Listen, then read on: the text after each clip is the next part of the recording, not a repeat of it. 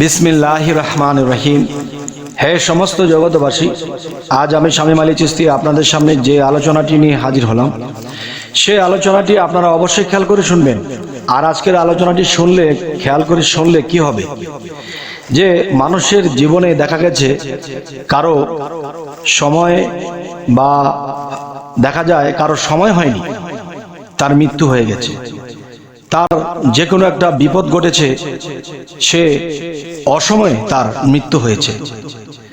দেখা গেছে একটা পৃথিবীতে মানুষ চলার পথে একটা বিপদ সামনে, বা একটা মিছিল, বা একটা এমন কোনো একটা অনুষ্ঠান, দেখা গেছে কেউ শত্রুমি করে একটা আঘাত করে দিয়েছে, বোম মেরে দিয়েছে, বা এরকম কিছু, বা চলার পথে গাড়ির চাপা খেয়ে মারা গেছে, বা কোনো মানুষের মধ্যে হাঁটতে গিয়ে অনেক মানুষের পাড়া খেয়েও মানুষ মরে গেছে। তো যেই ব্যক্তিটি সুস্থ ছিল এবং অনেক দিন জীবন যাপন করত, তার দ্বারা জীবনে তার দেশের কোনো উন্নয়ন হতো, তার ফ্যামিলির কিছু দেখা গেছে উন্নয়ন হতো, কিন্তু দেখা গেছে যে অসময়ে তার মৃত্যু হয়ে গেছে। আচ্ছা, তাহলে অসময়ে মৃত্যু থেকে বাঁচতে হলে আজকে এই কথাগুলো শুনবেন, এবং এই কথাগুলোর মধ্যে যে জিনিসগুলো তুলে ধরা হবে সেই জিনিসগুলো অবশ্যই খেয়াল রাখবেন এবং চলার পথে এই কাজগুলো করবেন, তাহলে আপনাদের অসময়ে মৃত্যু হবে না। কিন্তু মানুষ তো জীবনে দেখা গেছে জীবিত হয়েছি আমরা একদিন, আল্লাহ বলেছে মানুষকে আবার জীবিত করব, যে হয়তো আমরা পৃথিবীতে আবার জন্ম নিয়ে এসেছি, কিন্তু অসময়ে যদি চলে যাই তাহলে কিন্তু অবশিষ্ট যে কাজ, অবশিষ্ট ভালো কিছু যাই কিছু করতাম তা কিন্তু হলো না। তাই বলবো কি, যে আজকের এই আলোচনাটা যদি কেউ শুনে রিচার্জ করে এবং এভাবে চলে, ইনশাল্লাহ তার কখনো অসময়ে মৃত্যু হবে না। যখন তার সময় হবে ঠিক সময় মতোই তার মৃত্যু হবে। দেখেন, আল্লাহ কিন্তু যে প্রত্যেকটা মানুষকে জানিয়ে দিচ্ছে তোমার কালকে এই ঘটনাটি ঘটবে, তোমার 1 মাস পরে এই ঘটনাটি ঘটবে, 15 দিন পরে তোমার এই দুর্ঘটনাটি হবে। এই দুর্ঘটনা, এই ফাড়া থেকে যদি তুমি বাঁচতে পারো তাহলে তুমি সামনে আরো হায়াত তোমার আছে।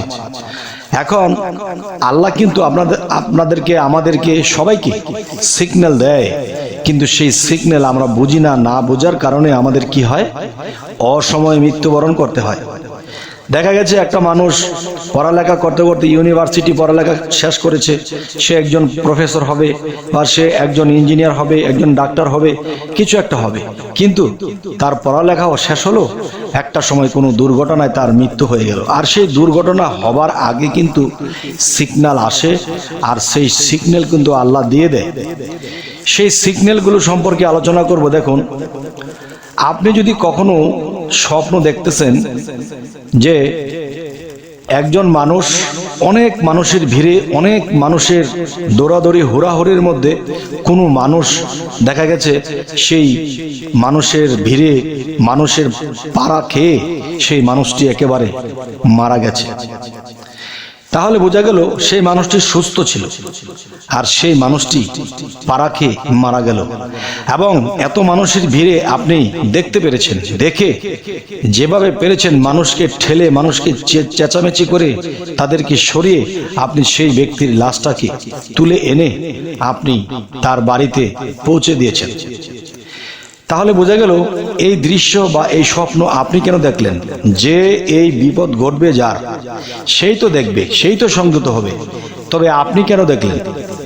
আপনি এই জন্যই দেখেছেন যে আল্লাহ আপনাকে এটাই দেখিয়ে বোঝানো হলো যে তুমি যে দৃশ্যটি দেখেছো, তোমার এরকম ঘটনা ঘটবে, এবং এই ঘটনাটি যখন ঘটবে তখন তোমার এই লাশটা এরকম ভাবে, যেরকম তুমি তুলে নিয়ে গেছিলে, গন্তব্যে পৌঁছে দিয়েছিলে, এমন কেউ তোমার বেলায় করবে, তোমার লাশটা পৌঁছে দেবে। আচ্ছা, যদি এমন কোনো স্বপ্ন আপনারা দেখেন তাহলে দেখা গেছে সতর্ক হয়ে যাবেন যে আমি যখন অন্য কাউকে দেখেছি এই ঘটনা ঘটেছে, তাহলে তার ঘটনা আমাকে কেন দেখানো হলো? নিশ্চয়ই আমি দেখেছি, কিন্তু সেই ঘটনাটি আমারই ঘটবে। তাই সতর্ক হয়ে গেলে তখন এই ফাঁড়া থেকে বেঁচে যাবেন। আর এই ফাঁড়া থেকে বেঁচে গেলে সামনে আপনার আরো দীর্ঘ হায়াত এসে যাবে। গেল একটি প্রসঙ্গ। আরো একটি প্রসঙ্গ হলো, দেখুন যে আপনি অর্থনীতির জন্য অনেক লাফালাফি দাফাদাফি করতেছেন, কোনো কাজে হাত দিলে সেই কাজটি হচ্ছে না, হ্যাঁ, এরপর দেখা গেছে বাস্তবে আপনি এরকম টেনশন করছেন, কিন্তু আপনি স্বপ্নে কখনো দেখতেছেন যে বিরাট এক পুকুর আছে, আর সেই পুকুরটি দেখতেছেন আপনার, আর সেই পুকুরের মধ্যে আপনি অনেক মাছ ছাড়ছেন, এবং কয়েক মাস যাওয়ার পরে আপনি দেখতেছেন এই পুকুরের মাছগুলো অনেক বড় হয়েছে। আপনি মাছ ছেড়েছিলেন 20,000 টাকার, এখন সেই মাছ 20 লাখ টাকায় পরিণত হয়েছে। তাহলে আপনি যদি এমন স্বপ্নে দেখেন যে আপনার পুকুর ভরা মাছ আপনি ধরে ধরে নিয়ে আসছেন, তখনই এই স্বপ্নের ব্যাখ্যাটি হবে আপনি যে এতদিন দাফাদাফি লাফালাফি করছেন, যেটাতে ধরেছেন ছিঁড়ে পড়েছেন, কোনোটাতে আপনি সাকসেস হননি। আর এই স্বপ্নটি যদি আপনি দেখে থাকেন তাহলে আপনি বুঝবেন যে সামনে আপনার হাতে অনেক বড় অঙ্কের টাকা পয়সা আসতে থাকবে। এ হলো একটা বিষয়। আরো একটা বিষয় হলো, আপনি যদি কখনো দেখেন যে কোনো মানুষের জানাজা হচ্ছে, সেই মানুষটি অচেনা, একজন অচেনা মানুষের জানাজা হচ্ছে, সেই জানাজাতে আপনি শরীক হয়েছেন, তখন আপনি কি ভাববেন, কি বুঝবেন? ঘুম থেকে উঠে আপনি ভাবছেন যে একজন মানুষ মারা গেল, তার জানাজা করা হচ্ছে, সেই জানাজাতে আপনি নিজে সেখানে ছিলেন, সেই জানাজা কমপ্লিট করলেন, এরপর আপনার ঘুম ভেঙে গেল। এর কারণ কি?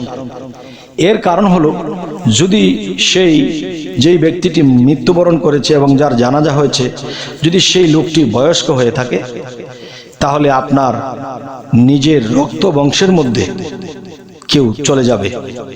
আর যদি আপনি দেখেন যে যুবক বয়স, তাহলে এটি ধরে নিতে হবে এটা আপনার মৃত্যু হতে পারে।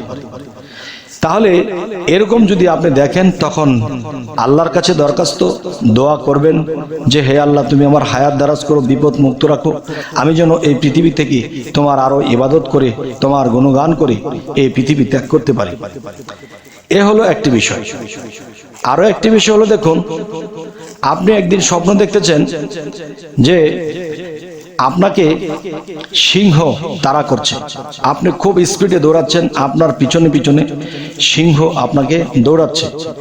দৌড়াতে দৌড়াতে দৌড়াতে দৌড়াতে এমন একটা অবস্থা হয়েছে, আপনি একটা খালি ঘরের ভিতরে ঢুকে গেছেন। সেই খালি ঘরের ভিতরে ঢুকে আপনি দরজাটা আটকিয়ে দিয়েছেন। এখন সিংহটি ফাঁক খুঁজছে কোন দিক দিয়ে আপনাকে ধরা যায়, কিন্তু একটা সময় দেখা গেল আপনাকে ধরতে পারিনি, আপনার ঘুম ভেঙে গেছে, কিন্তু আপনি ঘুম থেকে হাঁপিয়ে উঠেছেন, হায় হায় এটা কি দেখলাম, আমাকে সিংহ দৌড়াচ্ছে। তখন এই স্বপ্নের ব্যাখ্যাটি কি বুঝবেন? এই স্বপ্নের ব্যাখ্যাটি আপনি এটি বুঝবেন যে আপনি এটাই বুঝে নেবেন যে আপনাকে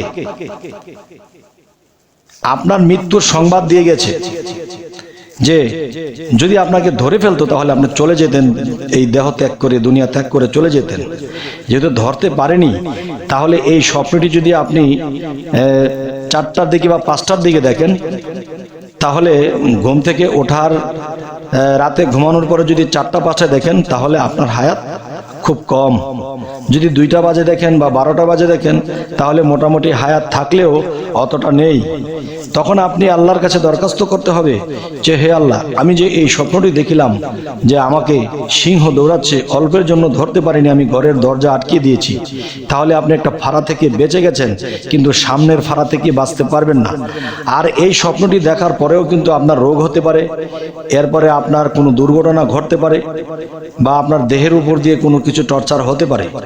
তাই সতর্কবাণী হিসেবে আল্লাহর কাছে দরখাস্ত করবেন এবং আল্লাহর কাছে বলবেন যে আল্লাহ, তোমার কাজ যেন করতে পারি, তোমাকে যেন সন্তুষ্ট করে পৃথিবী ত্যাগ করতে পারি, তুমি আমাকে ভালো পথে চালিত করো, এবং হে আল্লাহ যেন তোমার ইবাদত করে মরতে পারি। আচ্ছা, এরপরে দেখা যায় মানুষ এরকম চলার পথে এই ধরনের স্বপ্নগুলো দেখে থাকে। তো এই স্বপ্ন সবগুলা যদি বলতে যাই, তাহলে কিন্তু সারাদিন ইউটিউবে কথা বলতে বলতে কিন্তু একেবারে কেমন হয়ে যাব। তো এই সিগন্যালগুলা বুঝতে হবে।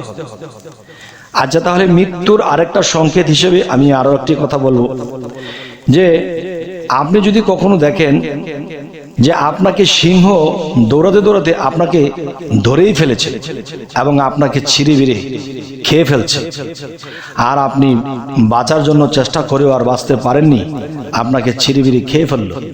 তখন আপনি এই ঘুম থেকে লাফিয়ে উঠেছেন আর হাঁপাচ্ছেন আর ভাবছেন, হায় হায় এটা কি দেখলাম। আপনি এটাই দেখেছেন। যদি আপনি ঘুম থেকে ওঠার আগে এই স্বপ্নটি দেখে থাকেন, তাহলে মনে করতে হবে এই সপ্তাহের মধ্যে আপনার মৃত্যু হতে পারে।